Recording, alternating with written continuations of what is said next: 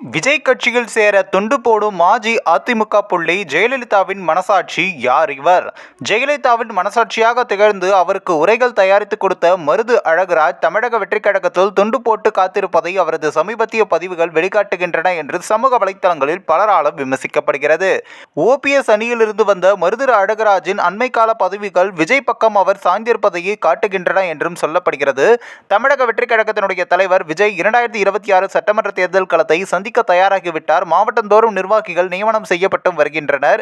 இந்நிலையில் அதிமுக முன்னாள் நிர்வாகி மருது அழகுராஜ் விஜய்க்கு ஆதரவாக சமூக வலைதளங்களில் தொடர்ந்து பதிவிட்டும் வருகிறார்.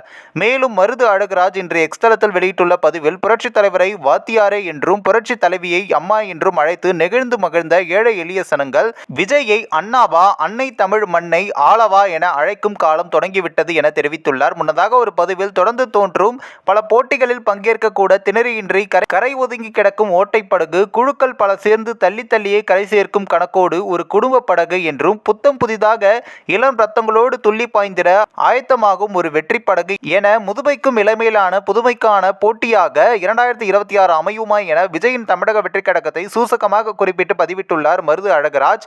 மேலும் 100 இளைஞர்களை என்னிடம் தாருங்கள், பாரத தேசத்தை மாற்று காட்டுகிறோம் என்ற சுவாமி விவேகானந்தர் இன்று ஆயிரம் இளைஞர்களை அணிவகுத்துக் கொண்டிருக்கிறார்கள். திராவிட அரசியலை மாற்றி காட்டிட தடுப்பதற்கு வழி தெரியாமல் கூட்டணி ஊன்றுகோலால் தங்களை தக்கவைக்க கையேந்தி பவன்களாக கழகங்கள் என ஒரு பதிவில் தெரிவித்துள்ளார் மருது அழகுராஜ். இந்நிலையில்தான் இவர் தற்பொழுது தாவேக்காவில் இணைய விருப்பப்படுகிறாரா என்று சமூக வலைத்தளங்களில் ஒரு கேள்வியும் எழுப்பப்படுகிறது.